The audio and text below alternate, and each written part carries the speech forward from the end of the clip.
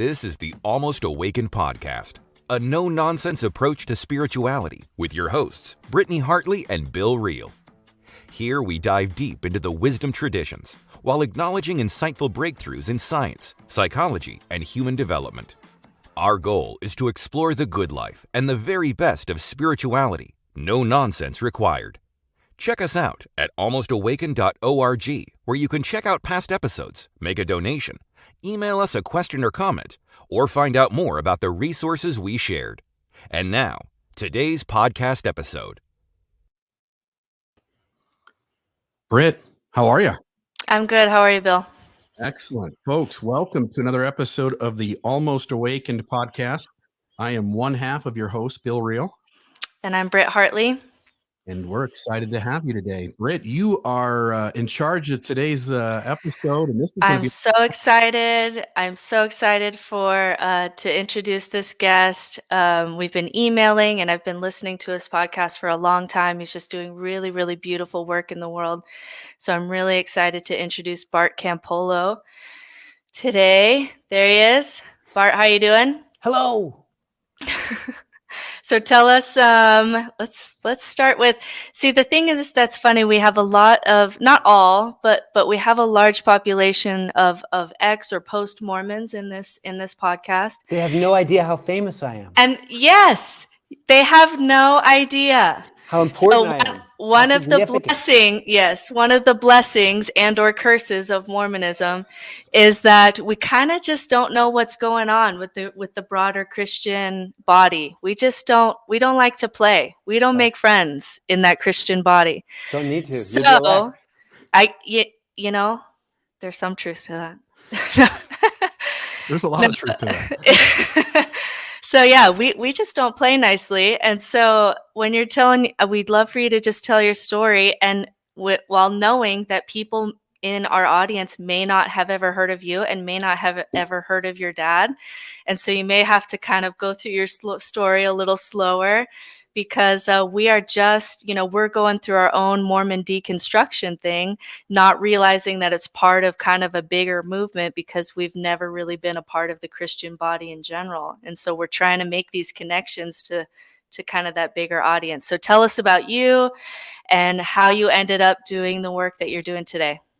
Yeah, I mean, it's so funny, because in some ways it's a parallel track, because what's interesting in the world that I grew up in, evangelical Christians, we didn't consider the Mormons a part of our movement. They were this cult over there. Right. And so if you thought of us the same way, it would be totally understandable. But we're all deconstructing and going through the same kind of processes, and we just use different words. That's and right. We're just doing the human thing over here. So the long and the short of it is, I grew up outside of Philadelphia, and I grew up in a evangelical Christian world. My dad, my dad had been an evangelical Christian minister. Then he became a college professor and a university professor, a sociology professor. But when he became a sociology professor, he kept traveling around and being like the guest preacher at all these churches all over the place. And my dad is one of like the world's great speakers. He's one of the, he was just an unbelievably good public speaker, just full of charisma, and he was funny and trenchant and all this stuff. So anyway, he blew up. And as I got older and older, my dad was like everywhere. He was speaking at huge conventions of Christians. He was speaking at youth gatherings with 50,000 kids on a hillside somewhere. He was, when eventually he became like one of the spiritual advisors to President Clinton, and he'd be zooming down to the White House to hang with the president. And so he wrote like 30 books. He was just, everywhere. And so when you're growing up in the household of a Christian evangelist, pretty much everybody assumes that like I sprang from the womb praising the Lord, like you're the minister's kid. So they think that. And I actually, growing up in that world, I didn't become a Christian until I was 15 years old. And it wasn't because I was like rebellious or hated my dad. It was just I didn't believe in God. It didn't make any sense to me. The whole story, whole narrative. I don't know if this may be shocking to you, but like it doesn't actually make a whole lot of like rational sense. Mm-hmm. And it wasn't until I was in high school that that what happened was, it was like I was a high school soccer player, and a guy on my soccer team brought me along to his youth group. And it was like this, at this mega church, like 300 kids in this youth group with a rock and roll band and huge, you know, cycle shows and big games we were playing. And I walked into this youth group. It was like the nicest group of people I had ever met. Like everybody was wonderful and warm and kind, and there was energy. And I got swept up in this youth group. And in the context of that youth group, a guy, that same guy that took me along to it, like, you know, I just, you know, I knew all the language, you know, it made sense to me. Like I understood all the songs because I'd grown up in that world. But all of a sudden in this youth group, you're with all these people. It came alive. Oh, yeah. I mean, like we went on a retreat. You know, we're out there on Saturday night on this retreat, and there's fire going, and we're all singing songs and praising the Lord. And all of a sudden, like, I felt something, you know, and now, you know, now I probably would explain that thing differently. Right. But don't tell me I didn't feel something. Yeah. You know, There's something a little bit similar in Mormonism, because our meetings are very kind of subdued and hushed, right? But we have a very popular thing called EFY, where all the parents send their kids to these kind of youth camps, and you're just holding arms with all these youth just like you, Yeah. and you're singing this song that you're the army of you're part of this army, and you start feeling something, and these kids come home with testimonies, and it's a very similar thing. Oh, yeah. And I went to one once, and like you, I was always wrestling even as a kid, but I came home and I was so like empowered by this. I remember one of the speakers said, if you can't listen to that music with the prophet or with Jesus, throw that CD away. So I came home and like Foo Fighters gone, Weezer gone, hundreds of dollars worth of, Yes. and like now I look back and I'm like, oh, I threw all my music away. But yeah, it's something, and it's powerful. Yeah. And so, and what I would say is like, it's funny because like now, I'm sort of well known among certain secular folks, and sometimes people will say to me like, you must feel so embarrassed, because you used to write, because I got swept up in it. I mean, I got all in, and then I became an inner city missionary in the Christian church, and like for 30 years I was like this guy, preaching and missioning and doing all this stuff, and people who now on the other side are like, oh, you must be so embarrassed, because you talked as though like you heard the voice of God, and you talked about how you felt the Holy Spirit. And I was like, oh, I don't give, like that happened. I heard stuff. I felt stuff. Like when people claim that they have had these kind of spiritual experiences, like transcendent moments, I go like, I believe them. I had them. Like I would explain them differently, but they're real. Yeah. And what I would say is whatever narrative you're in, when you have one, it confirms that narrative. So if you're at Mormon EFT, whatever that is, if you're in Mormon land, you go like, oh, Mormonism is true. And if you're in Evangelical Christian, and like if I'd had that same out of body experience at a Muslim youth camp, I would have gone like, Allah, yes, it all makes sense. Whatever you're in, it confirms it. Yeah. So we have this language in Mormonism where we talk about a shelf, where you put things on the shelf like, ooh, that bothers me a little bit, I'm going to put that on the shelf. And then there's kind of a moment that comes. This is just kind of the language that deconstruction Mormons kind of use, where you keep putting these things on the shelf, and then one day your shelf kind of breaks, and you really have to face kind of these things that you've tried to kind of put off over here.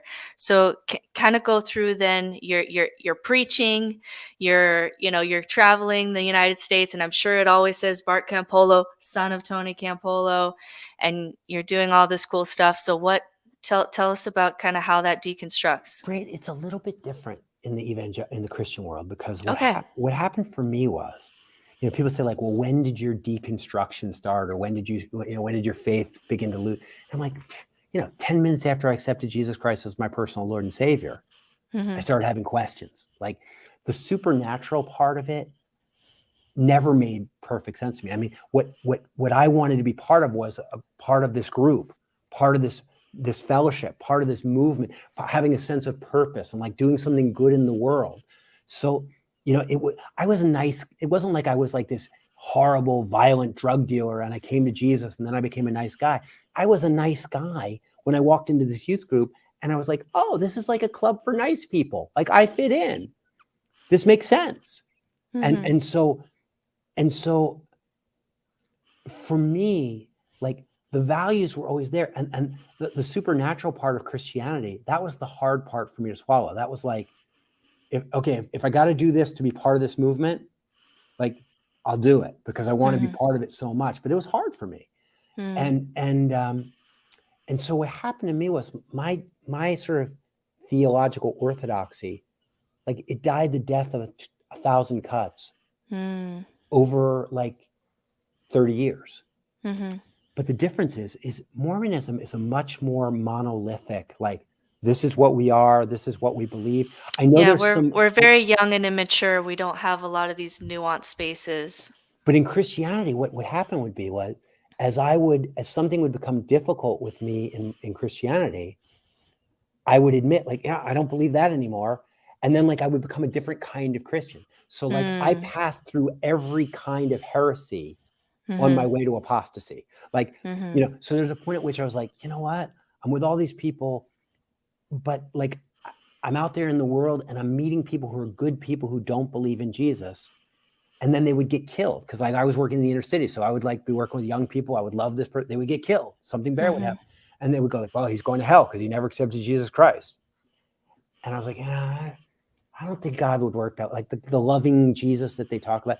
So I became what they call a universalist, somebody who still believes in Jesus. But I believe that Jesus' death on the cross would ultimately save everybody, that God would ultimately win everybody over, that there would be post-mortem conversions and every knee would bow and every tongue would confess that Jesus Christ is Lord. And you go like, well, then you weren't the same kind of Christian you were at the beginning. I was like, no, now I was different. Then like there came a point at which like I was around a lot of gay people and the whole gay thing didn't make sense to me. And so like I changed my theology again, and you go like, and then there came a point at which I became pretty convinced that like God wasn't in control of stuff like the weather that we had been praying for, or stuff like poverty, since, clearly if God was in charge of poverty, he kind of sucked. And so my sense of what God was directly in control of in the world kept shrinking. And being a Christian was less like God is in control of everything. And it was more like, I want God to be in control of me so that I can fight the powers of evil in the world on his behalf. But God is not, when a little kid gets run over by a car, that God didn't allow that. Yeah. That's against God's will. So And I heard you kept changing all the way. Yeah. And I've heard you say that, before you kind of let go of God, you were really preaching this idea of God can't, which is so right now I was in a theology degree and it's in open and relational theology with Thomas Ward, and it's this idea God can't. What if you can remember, because so much of this is happening subconsciously as you're growing and changing and taking in new information, but if you could put words to what was the shift from God can't to God isn't. I think that what happens is that for me, the amount of things that God can't do, that God isn't responsible for, it just keeps growing. And after a while, you believe in a God who agrees with, like, ultimately, the God I believed in at the end was perfect. I love that God. He agreed with everything. He liked everything I liked. He hated everything I hated. He wasn't responsible for anything bad. And you end up realizing like, maybe I created this nice God. He lines up right with me. Yeah. And so what happens is that the God I ended up believing in was a really beautiful God that had no authority in my life because it was so clearly a projection of my own values. And I was kind of awake enough to figure that was going on. And so, ultimately, I think that I had a bike crash about 12 years ago. I'm riding a bicycle, and I go off the road into a tree. I don't remember any of it. I just know I left that house the morning I woke up in the hospital. And in between, I had this crash, smashed my helmet, would have been killed without the helmet, couldn't think straight for a month. And when my sort of consciousness and my ability to think came back to me, I remember saying to my wife, you know, I think my whole identity is in my brain. Because like if you smash my head against a tree at 40 miles an hour, I change. And I think I'm going to die because I almost died. Like I'm really aware that I'm going to die. And I think that when I die and my brain breaks down, I don't think I'll exist anymore. And I was like, I kind of think this is all there is. This is it. This is our life. And she was like, yeah. She said, I've been thinking that for a while now. She said, I think you better stop being a professional Christian because there's nothing left. Like you don't believe any of it. And so I think it was that experience of realizing that when I thought about dying, there was no sense that I had that I would exist beyond my own death or that there was anything out there waiting for me. I was really convinced that my consciousness and my identity was physical. And that when the physicality of it broke down, there would be nothing left of me. Yeah. Interesting. Go ahead. You know, in Mormonism, you know, in the religion that the two of us come from, what may be a little different is that I really do believe it's one of these high demand fundamentalist religions, and it makes deconstructing super scary. It's going to rip your community away from you. No ifs, ands, or buts. It's going to change, and probably for the worse, some of your family relationships. Absolutely. It is going to label you as a chaff among the wheat, as an apostate, as somebody who can't be trusted. And so deconstruction is extremely scary. And yet so many of those folks end up going down the rabbit hole and learning one way or another that their system isn't true. Social issues, for instance, treatment of the LGBT community or persons of color, for instance. A lot of people struggle over historical issues, which seem to run into problems all over the place. And as you're talking about your deconstruction, it seems less abrasive. And yet you come from a dynamic of having family, a father who is prestigious in this community, and he's known and he's trusted and followed, and yet you break away from that. You had to have had kind of your own pressures to continue believing. You had to have had again, I know I pretended for a while. I pretended to believe, and part of my brain knew it didn't add up. I'm curious, as you deconstructed, like, what was that experience like? Like, the lived experience. Was it scary to interact with Dad and to try to say, hey, Dad, I don't think this anymore? Well, and that's the thing. Like, first of all, when I listen to my Mormon friends tell me about their stories, and I mean, I have a bunch of Mormon friends that I've met over the years through this stuff, and I'm always like, oh my gosh, like, it was so much harder for you. Like I don't compare myself. Like for me, people are like, oh, you're so courageous, you know, that you came out. Like, yeah, like, it really wasn't that hard for me. I mean, first of all, I was married to somebody who was going through the process with me. Right? And my kids had never fully bought in. And so I wasn't going to lose them. My parents, my dad, for all of his evangelical wonderfulness and all that stuff, the fact of the matter is that I knew that his theology was not one in which people burn in hell forever because they have the wrong theology. And so, like, it's one thing when you leave the fold. He was crushed when I left. Like, we worked together. You know, I was proud of me. People, it was embarrassing for him.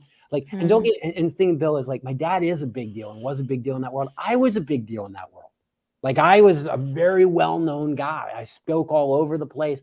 And so when I left, it was a big, hairy deal for him and for other people. But the difference is, he might have been sad and disappointed, but he didn't actually think I was going to burn in hell forever. And so that changes the dynamic. Like, we had less, what was at stake is different than when a hardcore Mormon leaves that faith and then people are like, whoa, you can't come to the wedding anymore. Whoa, we can't, no, we're done. And like, I didn't go through that. I didn't, people say, oh, you must have lost so much. I lost my job. I lost my way to make a living. I lost my identity. But like, look at me. Like, I'm an Ivy League educated guy from a nice 2-parent family who's fairly articulate. Like, I was going to be fine. I had a nice wife, I had nice kids. Like, I was going to be, like, I'll figure something out. And even in terms of relationships and fellowship, like, I'm a kind of person that like, well, you lost your community. I'm like, yeah, but all those communities I lost, I built half of them. Like, I know how to build a community. I'll go someplace and build a new community. And so it's much, much harder for other people. Other people, and when I think about my Mormon friends who go through this, what they lose is greater, and where they are is more isolated. And so if your listeners are going like, this guy sounds like a softie, like I am compared to y'all, I'm a softie. I want to follow that up then, because your journey of deconstruction is so much different. What do you see as the positive aspects of which I think we all could kind of agree on, but maybe more importantly, what are the negative things that come up as we're deconstructing? What are the things that we need to be careful of? Because your journey is so much different. So we're weighing maybe different risks than you are. Yeah. Your thoughts on the deconstruction process, maybe generally. When I left, after that bike crash, I'm sort of like, I'm done. I had probably been done for years, but like I was able to kind of like in that little Venn diagram between what the church believes and what I believe, there was still a sliver, and that was the sliver in which I preached all my sermons. We should love the poor. We should be good people. Yeah. And so I was able to live my value system. My values didn't change, so I was like, I could live there. But when I realized, like, look, I can't even pay lip service to this anymore. I'm done. I think that the first thought that occurred to me was, I'm religious by nature. And by that, I don't mean I'm a supernaturalist. I don't believe in anything by nature. But like religion, if you step way back from it, is a collective process by which people make sense of themselves in the world. And most religions have at least 2 elements. One is a cosmos. They're like, this is where we come from. This is where the world comes from. This is where humanity comes from. This is what happens when you die. Like, this is the cosmos. This is the way the world is. And then they have an ethos that says, because the world is this way, you should live this way. Because God is this, because Jesus did this, because, whatever it is, because Allah did this, because the world is this way, you should live this way. And all of my Christian life, I made decisions based on like, you go like, did Christianity tell you like what kind of car to buy? Like, of course. Told me where to live, what to do, who to marry, who not to marry, like who is a good friend, what kind of movies I should watch. Like, and because everything was, if the world is this way, how should I live?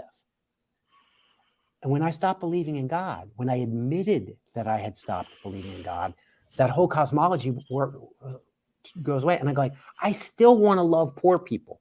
I still want to be nice to my wife. I still want to make the world a better place. I still don't want to hurt people with my sexuality. Like, I got all these things. My values stay the same. And I immediately realized, like, I need a new story to support this. And I think, Bill, a lot of times when people leave a faith as hardcore and fundy as Mormonism, they're like, that's it, I'm sick of religion.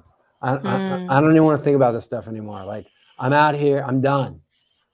And a lot of the ex-Mormons I know, then they go through a ridiculous period where they like have sex with everything that moves, live very selfishly, and end up deeply depressed. And they drink a lot, and they go like, because they're like, there's no rules, I'll do whatever I want, and stuff like that. And then they go like, wait a second, I don't want to do whatever I want. I want to be a good person like my mother was. I just can't. But like, she had a whole structure to support that. And that's when I realized, like, first thing I did when I got out was I started reading. And I started looking for a secular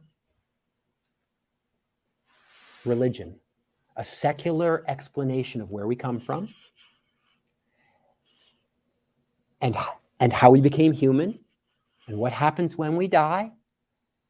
And I tried to figure out, is there a way of telling this story, the natural story, evolution, this life is the only one that you have, all that stuff.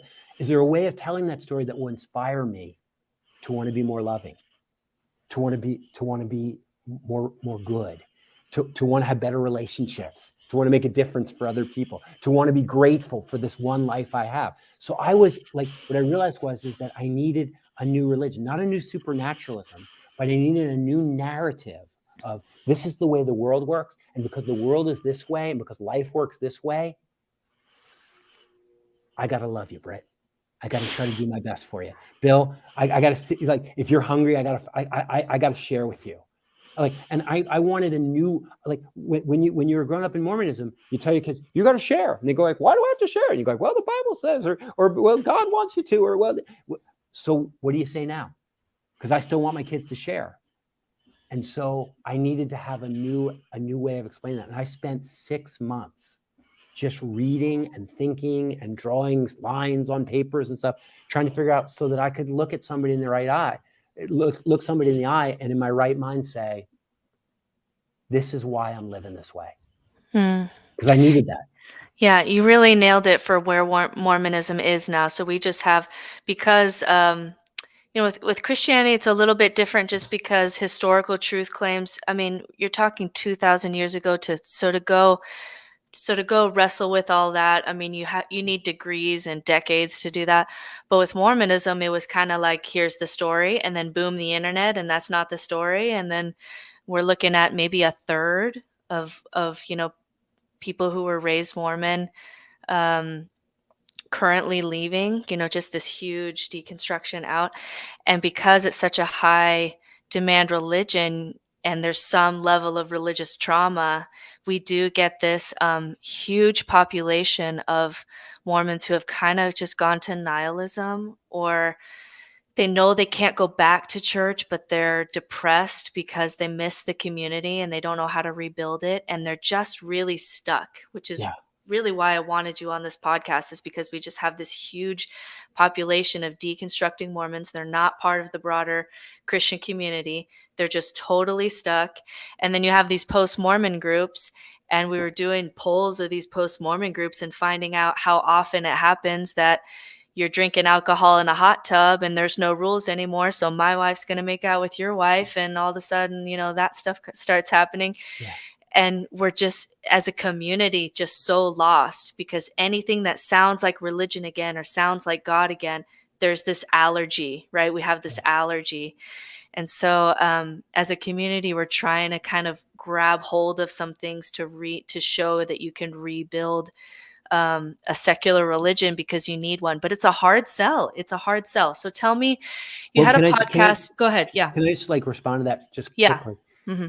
One of the things that in evangelical Christianity that happened to me a lot is when I still get letters from evangelicals all the time trying to win me back to the faith, and they go like, I just don't understand, because without God, why be moral? There's no moral absolutes. Like, you can do whatever you want. Like, you could rape and murder. And I go like, that's true. And I do. I rape as many people as I want every day. Mm-hmm. And I murder as many people as I want to every day, which is zero. Like mm-hmm. They act as though like we are just like, of course we all want to rape people and kill people. And but this idea that without God, there's no morality. Mm-hmm. There's no moral absolutes. And sometimes it feels that way when you see all those Mormons in hot tubs. Mm-hmm. But what really happened is that religion didn't invent morality. It's just the other way around. People figured out what works, what makes a tribe hold together. How do we have to treat each other? Bonobos know this. Elephants know this. Like, wolves know this. Like, that there has to be mutual concern and care, that you have to forgive things and you have to reconcile conflicts. That, that there are these ways that have emerged, and like human morality is kind of like essentially based on like what works, what keeps the tribe alive, what keeps us going. And so what happens is that then people eventually form religions to codify a moral sensibility that's really just like, this is what works. This is like how human beings thrive. Love is not something Christianity or Mormonism invented. It's something they codified because like love emerged as like, this is a really valuable way. This is like the ultimate life hack. Loving people, this works. Love is the way. And so what happens is that, you know, when people come out of that, they react against all the stuff that's been imposed upon them. And I think it's really important that we help each other to recognize that our moral instincts are deeper and more embedded in us than religion. And so you know, in a sense, you're going to need this. You're going to need this. And so I think that when people are coming out of it, there's sometimes people are really angry because they feel like they've had a lot of their life taken away. And particularly if you're a woman in Mormonism, oh, you've got a lot to be angry about. You're a woman in evangelicalism, you got a lot to be angry about. But like for me, like, you know, I repressed all kinds of sexual stuff when I was a young person. Like my whole sexual development was really whacked out when I was a kid. And so, you know, and you're like, did that carry into your marriage and cause troubles? Yeah, sure. Lots of guilt and lots of shame and lots of stuff. Like, I'm still working through stuff, right? So I think there's a lot of anger that sometimes people feel, but there's also this sense in which they throw out, they don't realize that because religion was invented by people and invented in a lot of ways for good reasons, a lot of the stuff that people invented works really well. Like this business of gathering together and talking about the what hard matters sell to us. This is where I get like, this is the hard sell of what you're trying to do, and I feel like Bill and I are doing, because you get attacked on both sides with this sell, which is, you know, really, you know, you're deconstructing from religion, there's supernatural things that you just can't get behind, fine. But then we have this whole community saying we don't need a story, we don't need rituals, we don't need a liturgical calendar, we don't, and to try to sell, you know, I'm trying to sell people every day, you still need rituals. You still have to write your family liturgical calendar. In fact, now it's going to be harder because it's not written for you. Right. And you still have to have days on the calendar or something where you're experiencing awe, and you still need to have gratitude practices, and you still need to do, you have to essentially then, you know, as you're leaving religion because it's not working for you and for good reason, you know, I'm a Mormon woman with a gay brother, like I get for good reason, but then people don't realize in order to get all those tools that are embedded in religion, you have to build that from the ground up, and that is hard. That is hard stuff.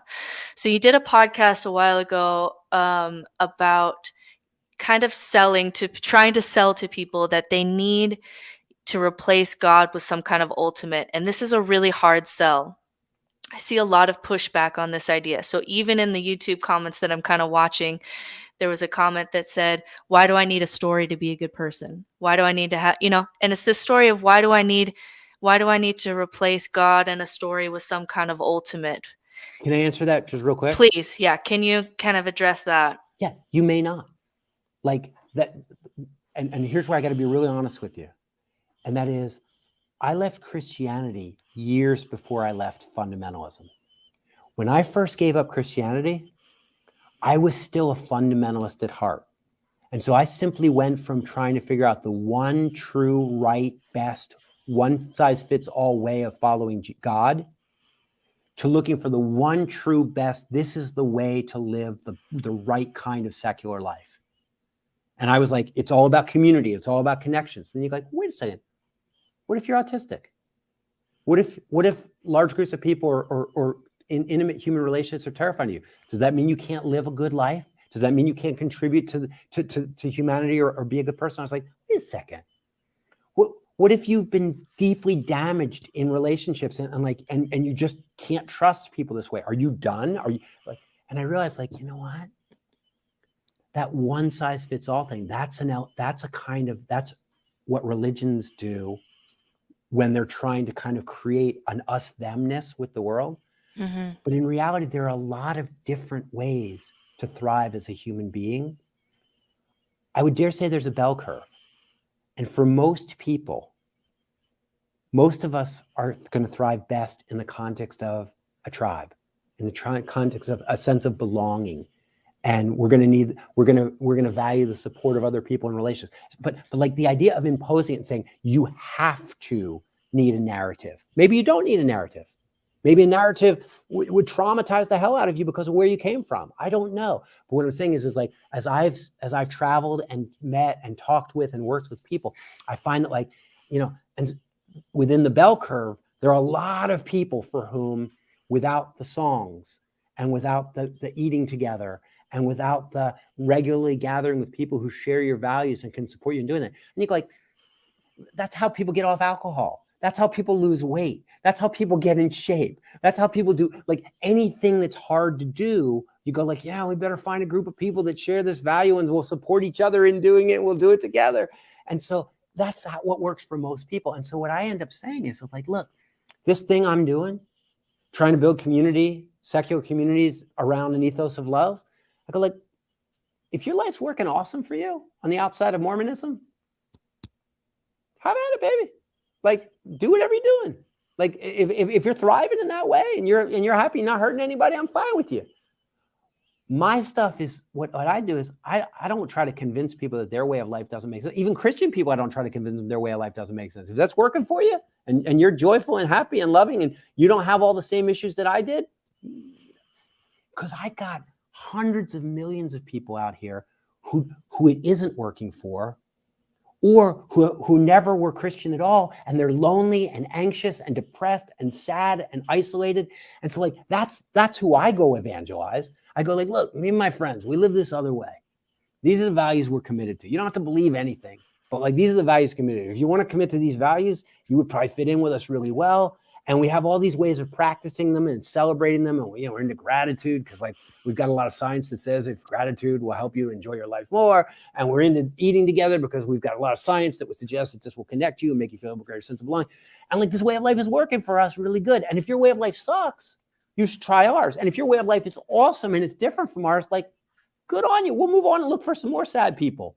You look for sad people, we'll look for sad people. And when all the sad people are part of some kind of lifestyle that's working for them, then we can discuss the merits. You know, we can compare the merits of our various communities. But at this stage in the game, I know too many people that are just lost and alone out there. I'm not fighting with anybody. That is a place where I feel like there's a divide in kind of this post-religious spiritual community, because you have some people who say, if it's working for you, I'm just going to leave you alone because I don't want to be a missionary anymore. You have that kind of camp. But then you also have the camp that says, hey, we used to be able to do that when we were tribes, but now that fundamentalism may be the thing that blows us up, we actually need to push on those people because they have bombs and they have political power and they have a lot of things, and we're gonna blow up the human race. And I see these two. There's kind of there's a little fork there, I feel, sometimes in this community. I'm right in the middle. I'm in the tension because, like, I'm like, if y'all are having a good time, you're fine. But like, until I see that they're teaching Sunday school or vacation Bible school and teaching little kids this stuff, and I go, oh, you're gonna fuck up another bunch of kids. No, I can't let you do that. Yeah. And so I have a hard. I'm schizophrenic on this issue. There's a tension there. Yeah. There's a tension on how much, should we push, but then you feel like a missionary again, and you feel like you're a fundamentalist for a new religion. But then you also feel like, the more they double down. You also feel, yeah, I know. And then you also feel like, but if I don't push, then we're going to blow each other up over whose God is right. And I don't want to be a part of that. And nobody knows kind of the right path through that. So I sense, even with people doing really, really good work in this post-religious space, there's a lot of tension on how do we do this, because we never have. I will say this, is that even if my only goal in life was to deconvert Christians and deconvert Mormons, even if that was all I wanted to do, I still wouldn't go direct and attack them. I would still build a community over here and do exactly the same work I'm doing. Because in my experience, when you directly attack people in any kind of belief system, they defensively double down and they recommit to it, and they shut out any, like that shuts down their critical faculties, and they just become blindly loyal to it, number one. And number two is, not only, like, they shut down. And also it changes you by being that kind of attacker. It changes you and it deters you from experiencing the joy of the lifestyle that you've stepped into. So if I really wanted to deconvert Christians, I would build a community that was every bit as loving as theirs, every bit as meaningful as theirs, every bit as vibrant as theirs. And I would go like, look, you tell me that God is the magic ingredient that makes a community work, but my community works just the same without God. So God couldn't possibly be the magic ingredient. And so like the best way to replace an evil idea or a bad idea is with a better idea and is with a better reality. And so like there is a tension, like, should we be attacking them to, should we or shouldn't we be attacking them? But I think if you really step back and you go like, even if you're, the real tension is, should my goal be to deconvert people or should my goal be to leave them alone? And I go like, either way, whichever your goal is, you should leave them alone. Even if your goal is to deconvert them, you should leave them alone. Be wonderfully nice. And then when they ask you like, I don't understand what, like, I think I deconvert many more Christians because they go like, they look at me and they go like, gosh, he speaks my language. He understands where I'm coming from. He's not viciously, horribly cruel to me. He's so everything I want to be, and he doesn't believe in God. I guess not believing in God doesn't make you a horrible asshole like Richard, like Richard Dawkins. And I love Richard Dawkins. Don't get me wrong. I love Richard Dawkins. But like, I know that the Christian people, to them, he's just a mean guy who just wants to piss all over them. And to them, they go like, Bart, they invite me into their churches and listen to me. And then afterwards, people come to me and go like, listen, I don't think I believe in God either. Can I jump in for just a second, Britt? Yeah, so please. I may be in this whole different space, and I'm picking things out from what both of you guys are saying. When I deconstructed my religion, I was ready to deconstruct. My brain was starting to think critically. It was starting to welcome new information. And like my kids, when I told them, hey guys, a lot of these rules we had, no longer do I believe they're real. And their mother and I began to make different choices. For instance, in the faith we came from, there are lots of things you can't do, like drink coffee or drink tea. And suddenly dad's drinking coffee and mom's having a peach tea. And the kids are already evaluating like what rules are real and what isn't. And if they're not real, maybe I can test the waters. And I think the grownups are doing the same things, which is once you tell them the entire system is absurd and they were ready to think that way, they're going to challenge some of those things. I certainly challenge some of those things. But I, like you guys, I want to be a good human being in the world. And I like learning. I like information. And so as I'm jumping around, grabbing information on cognitive development, human development, I'm listening to people like Sam Harris and Jonathan Haidt, Richard Rohr from a religious perspective, John Shelby Spong's another one. I just realized like, oh, there's a better way to do this. And so as you guys are saying, maybe some people need structure and maybe some people don't. For me and my tribe, which is me, my wife, and our 20 best friends, we get together once a month, we have a party, and people sit around and they talk about what they're reading and what they're listening to and where they're learning from. Yeah. And every time we go off from that get together, where people are drinking and having fun and saying jokes and having good laughs, they're also kind of bound together in this community relationship. They're learning from each other.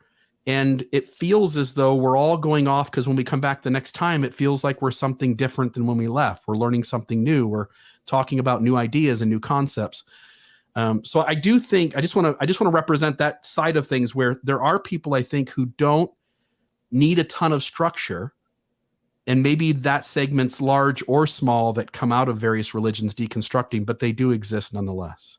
Can I have a follow-up question that I want to ask you, Bart, going on with what Bill said. Do you think, all of us are having to navigate this relationship between order and chaos, right? And you can't stay in chaos. You eventually have to kind of wrestle with it and make some order. Do you think, I've heard this argument before, and it goes to what Bill says, and it's one I'm thinking about. I'm chewing on this question. For so many of us who are raised in a system of order, where then we can step out into the chaos like Bill says, and be okay. Do you think that because of entropy and because how hard it is to order things, do you think that that's a preferable way of learning how to find balance than to be born into chaos where there's no rules and there's no story and there's no rituals and no whatever, and have to build it? So are you actually at an advantage when you're raised in a system of order, because then you can step into chaos and, like Bill, feel like you're okay navigating that? Is it harder to come from the other way? I think it depends on who you were in that world of order. Somebody like me, Christianity never hurt me. I was an esteemed member. I was a leader, and I never got pushed around in Christianity. But I know people that got crushed. I know people that got hurt. I know people who had their sense of agency taken from them. And so I don't know that those people, I would say, they were better off growing up in order, an order that told them that they were that they were reprehensible, that told them that they were second class, that told them they could do nothing. I have so many friends I know that just operate from shame, just deep-seated, I am not enough, I am not adequate, I am a bad person. And they don't believe in the religion that made them feel that way, but they still feel that way. They apologize for existing.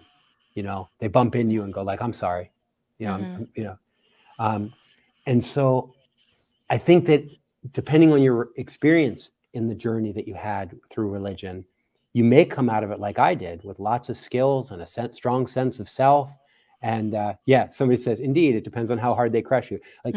Somebody like me comes out of it with a whole set of skills and abilities and understanding. And then somebody else comes out of it just broken in half. And I go So I don't think there's one answer to that. But what I will say is, in the best of all possible worlds, when you get raised, it's like my basketball coach, he said, you're going to learn all the fundamentals. You have to learn how to do it the right way or my way. And then once you have the fundamentals, then you can freelance off of that and change things up. But if you don't know the fundamentals starting off, you won't have anything to freelance off of. And so coming out of a system like you did, you go that's not right. Well, we could do better than this. But you have something that you're building off of, and you're using as a frame of reference. And if you've ever known anybody who was raised by wolves, if you've ever known anybody who was raised in a really unstructured, nobody was looking out for them. Sex was when they were 12 years old, drugs were everywhere, stuff like that. No moral compass and stuff like that. That's awfully hard to overcome. And so, if I had to choose, I would probably choose that somebody come out of structure and then freelance off that, rather than somebody coming out of no structure and trying to figure out, because structure can really be helpful to us, especially in a complicated world. Is there anything that you look back and say, I still miss, I've made peace with it, I've made rational and emotional, I've made peace with it, but is there anything that you miss from your more faithful days?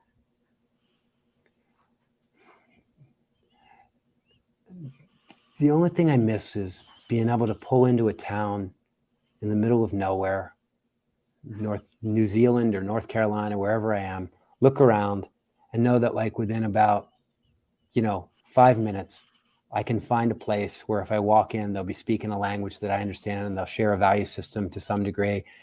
I miss that kind of sense of it's easy, it's easy to find connections wherever you go. But I was going to say with one thing, this is what I miss, but also to Bill's point about the group of people. Bill, as I think about the 20 people at your house at that party, I'm just going to bet that most of them are pretty attractive people. I don't mean physically. I mean, they're your friends. I'm joking. That was a joke. Yeah, no. They're bright people. They're bright curious. People. If I labeled them one thing, they're curious. They want to know how the world works. And also they're relationally comfortable enough that they can form friendships. And they can make jokes, and they can give and take, and somebody can cook, and somebody else knows to clean up, and they have kids, families. So there's a sense of well-being there among those 20 people. Yep, there is. They're very stable human beings who before deconstructing their system, they really have led lives of responsibility up to that point. So those people don't need churches and structures because they can make that happen. Great point, by the way. Okay. But I know a lot of people who are socially awkward or broken in some way. Yeah. Or people who have had experiences that have left them impoverished in one way or another. And on some level, the good thing about a church is that it would create a space where I could invite a kid from that world, or a person who was lonely. And there was a social space in which they could find a place and we could carry them along. And they couldn't have created that space for themselves, and they wouldn't have been invited to anybody else's space naturally. But because of the structure of our church, we had room for those people. And the world is full of, the Beatles used to sing about all the lonely people. Where do they all come from? All the lonely people, where do they all belong?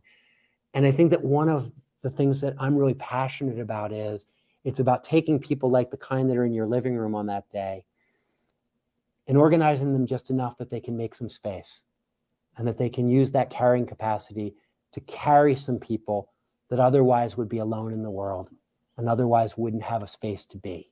You make a great point, because church does that. Church basically says anybody's welcome here. Yeah. And even in a religion that I came from that had tons of rules and lots of things you couldn't do, there was space for the misfits, right, to show up as well. And you're right, as we build communities outside of religion, one of the things we tend to do is simply gather the people that are like us. Yeah. And one of the things I think when, Britt, you asked the question, like, what do you miss from your old religion?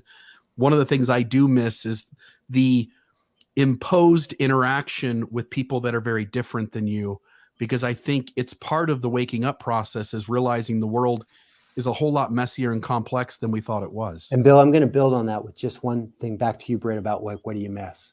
And I don't miss it as much as I used to because I've got it now, but I missed it in the early days. And that is that my experience with communities is that a community that gathers together in order to provide community for itself doesn't tend to last very long. That a team that forms and says, well, what's the purpose of your team? And you're like, well, we want to be a team. They're like, most communities that thrive and that survive and that persist have an external mission goal. So like you put together a football team and you go like all different people and you go like, we're not together just to be together. We're together to win games, to win the championship. And so when this person and I have a conflict, if it was just about being with people I like, we would split up. One of us would leave the community. But because we've got a purpose, we go like, we got to work that out. And the other guys are like, you can't fight with Joe. He's a great quarterback. We need him on the team. And so because you have an external purpose, you have a reason to work through conflict and a reason to kind of listen and learn and understand. It's a little like a family that way. And so I think that what I missed when I first became a humanist, or when I first became like a humanizing person, just meeting with people that I loved and cared about, is that we were just trying to be community for each other because we missed it, but we didn't have a purpose. And one of the things that making space for broken people gave to us was it gave the whole people a project and a reason to work through conflict. I need you. We can't transform all these other people's lives for the better if you're not on the team. Like, okay, we'll work that out. And so I think the sense of an external mission. And so some communities are like us versus them. And some communities are like us for them. Not necessarily they all have to join us, but like we exist to make a difference in other people's lives. And you go like, well, that's so selfless. And I go like, no, it's also selfish like a fox, because I know that if we don't have a purpose, we won't be able to stick together. Would you say that's the reason why, because you had this argument that God isn't the magic ingredient, but then also there's this counter argument of, I've watched so many secular communities rise and churches and say, we're going to do this thing better. And then what is it, like a 5-year, a 3-year, and they're gone, right? They build them on the basis that they say we're here to seek truth, or we're here to promote reason, or we're here to learn. It's a learning community. And so it's hard to be like on a high horse that we're really building communities better, because our track record, these first few kind of secular communities, secular churches, even we're finding, so what we're finding, I did a big survey and presented it at Sunstone about post-Mormon communities, is that the reason they get together is trauma bonding, right? We all tell our story, and there's a huge, at the beginning, trauma bonding, and then it doesn't go anywhere. And it's at about the 3-year, 5-year mark, it's dead. Tell me why. Tell me why. Yeah. Because Amen. When we got our gang together, we were sitting around talking and stuff, and finally we were talking about our values and all the stuff. And one of the young women said, "Look, I just got to be honest with you. I've been through this before." She's like, "If this isn't going to be about love, if this isn't going to be about love, transforming other people's lives through love, I just don't have time for it, because it won't last and it won't work." And so at some point you have to recognize the sun, and like you go like, "Do you have data? Do you have science?" Yeah, I got lots of science and data to support the idea that you need to have a purpose, and that if you want to have a sustainable purpose around these kinds of issues, family and connection, love is the deal. And so I think you have to look at each other and go like, listen, we're going to love each other. We're gonna commit to loving each other, partly because like we want to belong to some, we want to be connected, but partly because we also want to, we're gonna love each other so that we can go out and find other people that need love and transform their lives. And you're like, why? And you're like, well, because we have all these mirror neurons and stuff, and we have all these like endorphin things, and we know that like we will thrive if we are doing like meaning. If we do something that we feel like makes things better for other people, that will cause us to thrive. And so it is enlightened self-interest that makes me altruistic. And I think that a community that defines itself only in terms of the well-being of its members is not likely to last very long. So that's so interesting. Speaking of the well-being of its members, I gotta go. You've got to go. Can you just tell us about your podcast, where they can find Humanize Me? Yeah, listen, and you know what? I know we're going to do this again in a week, right? Yes. Okay. So, and I promise you, if you're listening to this podcast, like I will be more cogent. I will be nicer. I can do better than this. I know I can. But in the meantime, if you want to hear like it's not me. My podcast is kind of me talking to a lot of different people, scientists, writers, musicians, artists, all trying to find out like what they're learning in their lives that we can apply to this business of becoming more human, of becoming more loving, of becoming more grateful, of becoming more excited about the privilege of being alive. And so it's kind of like you get to overhear me trying to figure out, can somebody help me? Because I'm trying to figure this thing out. And it's called Humanize Me. It's a really nice little podcast. I'm sure it's not as popular as yours because you have that like this Mormon mafia. But your podcast is doing very well, and it's amazing. Nice it's amazing. It's a nice show. It's a lovely community. There was one comment that was kind of pushing back at you, but everybody else I think is enjoying it. And I tried to represent it right afterward with a positive comment on the same vein. And I think we're all kind of bumping into each other and trying to figure out what's the right way to move forward. People can be mad at me. That's good. Yeah. That's good. Yeah. I'm an idiot. So listen, right, we'll get some questions. Yeah, we'll talk to you next week. And just thank you so much for your time. Thank you, guys. Love from us. All right. Have a great day, my friend. Later, Gators. Bye. Britt, let me change the background there really quick. And then you and I can maybe chat for a few minutes. You got a little bit of time? Yeah, of course. Great. First off, I've spent the last week or two here listening to tons of stuff from Bart. I think he is extremely wise, and I think he's got an incredible life journey. It is interesting as we got started, he really split tracks right away, whereas you and I come from this system that imposes that you do this thing inside this tiny little box and you better fit all the ways in which you need to fit. And so there's all this stress and anxiety and cognitive dissonance as we're coming to grips with this thing not being true that everyone in our life told us was the one true thing we could depend on. And he comes into the space going like, I was kind of deconstructing all the way along and nobody ever put any pressure on me. And it's such a different life journey and still a path of deconstruction. Yeah, it's so interesting. So, he's when what I'm envious of with Christianity, and maybe it really would have changed, I think, both of our stories.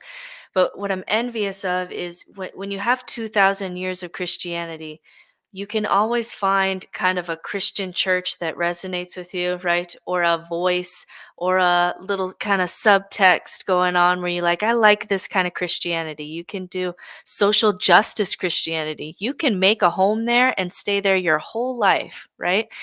And so when I see these deconstructing Christians, um, it's just not so it's not as abrupt as it was with you and our journey.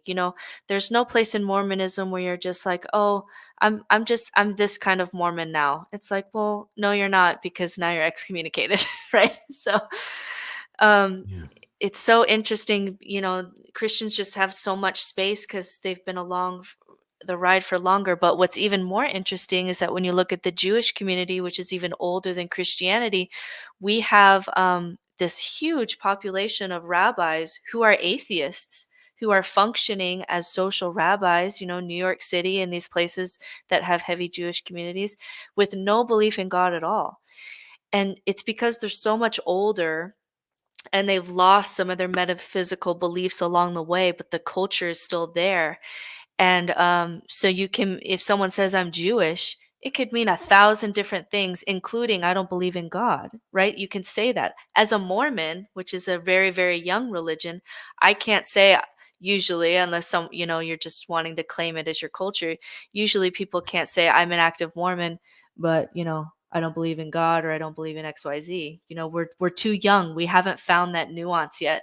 But some of these older religions, Christianity, Judaism especially, there's just a lot more space as you're deconstructing. So you're never falling. You're just kind of walking down a hill, Whereas with Mormonism, it can just be so abrupt, and all of a sudden the foundation of everything is gone. Yeah, it's all or nothing.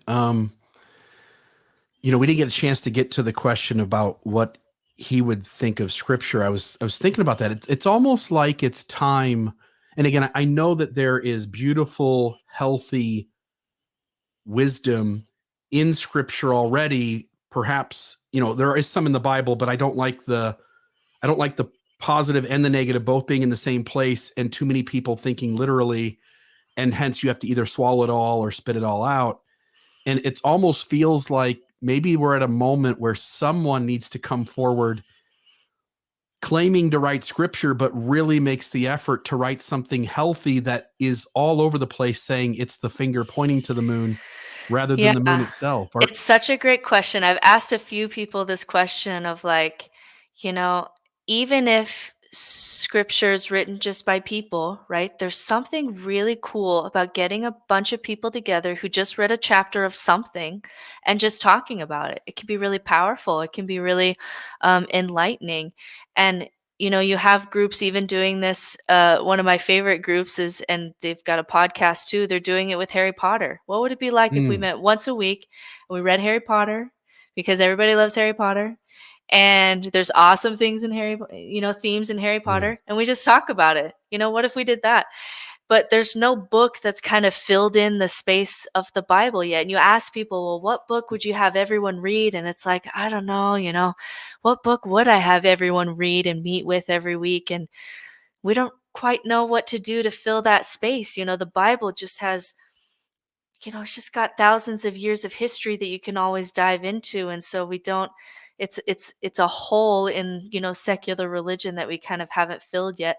I would say Brene Brown may be filling that space. Brene Brown is kind of a patron saint of all secular kind of groups, because she's, in there dealing with the science of love and shame and all these things. And book clubs will kind of do it. But yeah, there's not one book that everybody's reading, developing a history with, like there was with the Bible.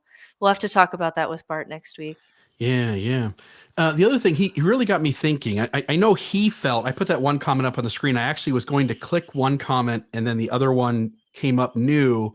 And so I accidentally clicked that one. I didn't want to put any pressure on him that there was something negative going on in terms of perception of him. I thought most of the comments were absolutely positive. One of the things he really got me thinking on is, in my head prior to this conversation, I thought, yeah, everybody go out. Everybody should be having gatherings. Find people that are like you, and hopefully everybody finds a group, even if it's a small group of 5 people, and other people will find a group of 20, and some people will have a group of 100. But he hits this really good point, which is we got to find a place that feels safe for all kinds of people to show up in. And simply having a party at my house for the people that I get along with isn't doing that. Like, yes, it gives those 20 people community. So I'm not going to stop. But it's not serving the greater purpose that church did, which is bring all these different people together and have a place where we can serve each other and learn from each other, and everyone can feel on some level that they belong. Although on the other side of it, I feel like most fundamentalist religions, you're struggling to fit in. It's not real belonging. Yeah. But they do give you that impression in your own mind before you believe it's not true. Yeah, even in fundamentalist religion, though, if I don't show up on Sunday, someone's gonna know, and someone's gonna text me and ask if I'm okay, right?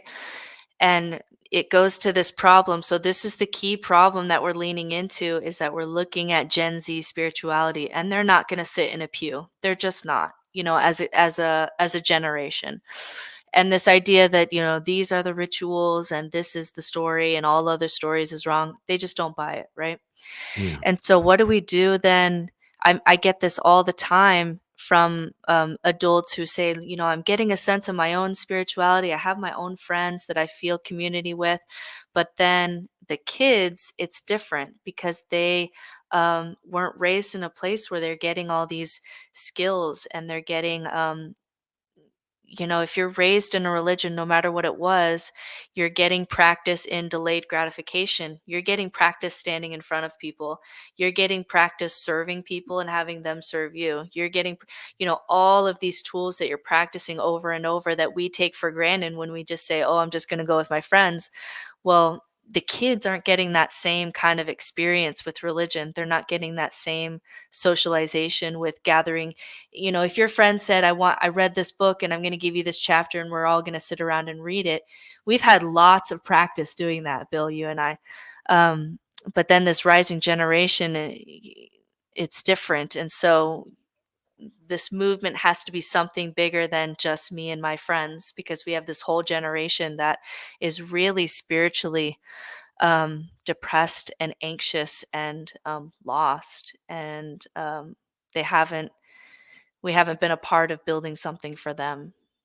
Yeah, them. Yeah, I don't see the comment here now. I thought I saw a comment a second ago, but there was somebody saying that they're really empty after having here's one right here. Edward says, I feel so alone after my departure. I've never felt that. And so I don't really grasp that.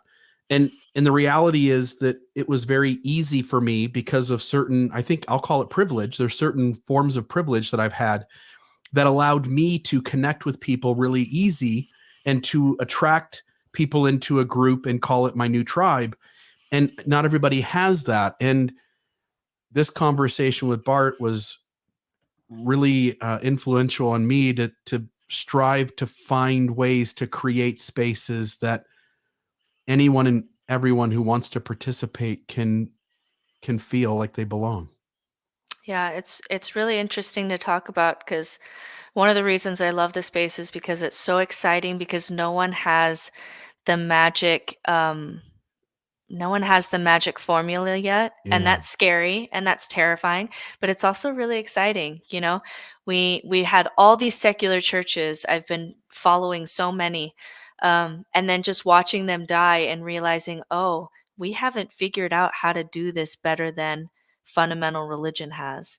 And that's a challenge. Even something like moving money over. I was talking about money on our last podcast, right? That there's this idea that fundamentalism religion, they just have just so much money, but yet the people that you really want to hear in the world, they're doing this part-time for free, with their day jobs. And it's like, how do we move that over? That's a whole project in and of itself, of just moving that over. So It's so interesting because this is a new human project, and you and I are just small little cockroaches trying to, make way in this space too. But we're all trying to figure it out together because nobody has the magic formula on how to do secular communities that have everything that religion had.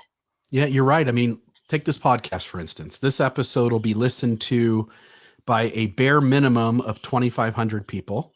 That's bigger than any church, right? At least any church that you and I have ever been in.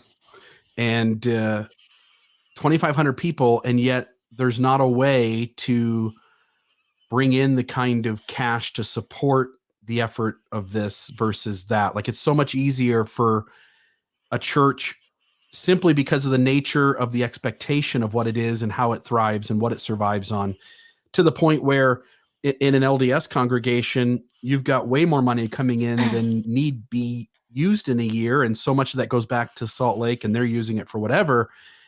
And so how do we convince people to see this as their community, or at least one option for community, and to support it in such a way that it thrives? I loved how you used thrive, by the way, because thrive is part of Mormonism now. And we've got these groups of people involved in Thrive that are really helping people kind of move on past religion. Yeah, But Thrive is a model that I'm really watching because they're doing that bigger vision part, right? It's not just let's hang out for a weekend. They're talking about no, let's have a Thrive in every city. Let's have a place where people can show up in every city because they want to do spiritual exploration outside of a traditional church environment. yeah, it'll be You know, interesting to see if it succeeds. I'm really excited for what they're doing over there. And it's the same thing too, though. If they get together in Salt Lake City once a year and 1,500 people show up, how many years would those same 1,500 be there? It feels like it's one of those things that people are going to go to until their needs are met some other way, and then they'll kind of Yeah. disappear and fade away. That's my biggest fear. And this is just me talking vulnerably now. My biggest fear is that this thing that we're trying to do will never grow because it's trying to sell. So like if you're a child and you have a binky, right? This feels really good, feels really safe, feels really warm. And I'm trying to sell, right? Take away the binky and let's face the chaos a little bit. And it's going to hurt, and it's going to be messy, and it's going to be hard, and it's going to be, you're building religion from the ground up, and you're building ritual into your lives intentionally instead of, just having this calendar, which makes it easy to just show up. And the great fear I think that everyone in this space has is maybe this is too hard for humans to do. Maybe that's the fear because it's never been done. It's never been done. And so it's exciting, but that's the scary part of it. That's the scary part of it, is that maybe it's too hard of a sell to sell taking away your binky. And fundamentalism, you just get this zeal, right? I'm going to take over the world.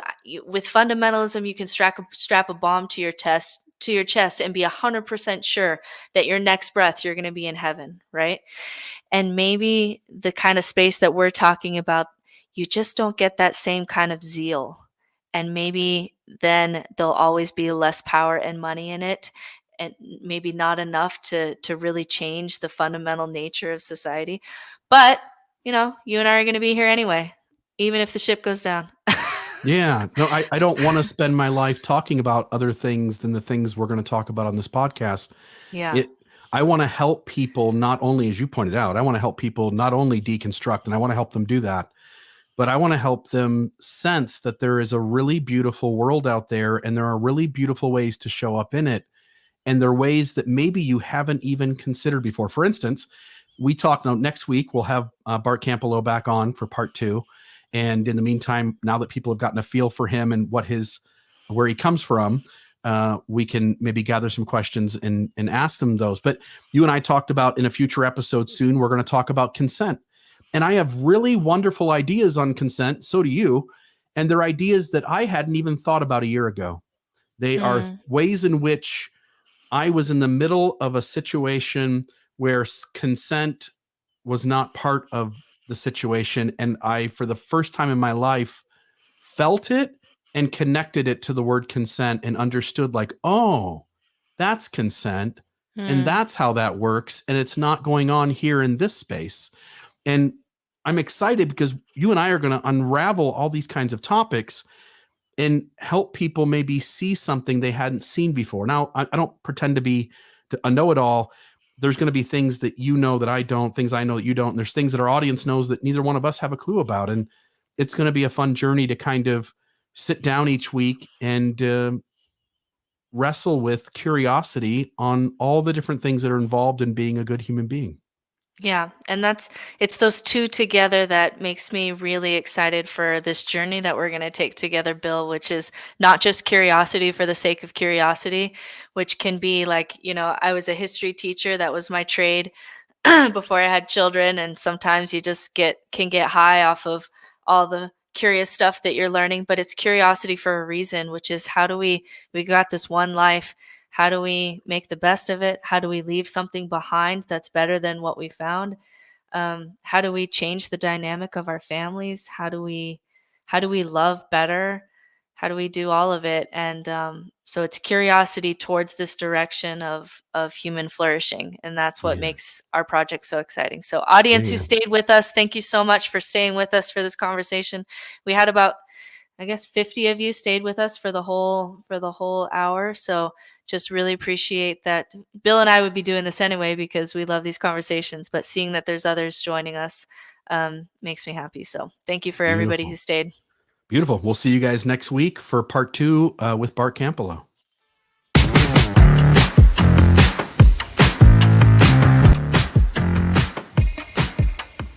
This has been another Almost Awakened episode. Check us out at almostawakened.org, where you can check out past episodes, make a donation to keep this podcast running, email us a question or comment, or find out more about the resources shared in today's episode. For coaching opportunities or extra support, visit NoNonsenseSpirituality.com to meet with Certified Spiritual Director Brittany Hartley.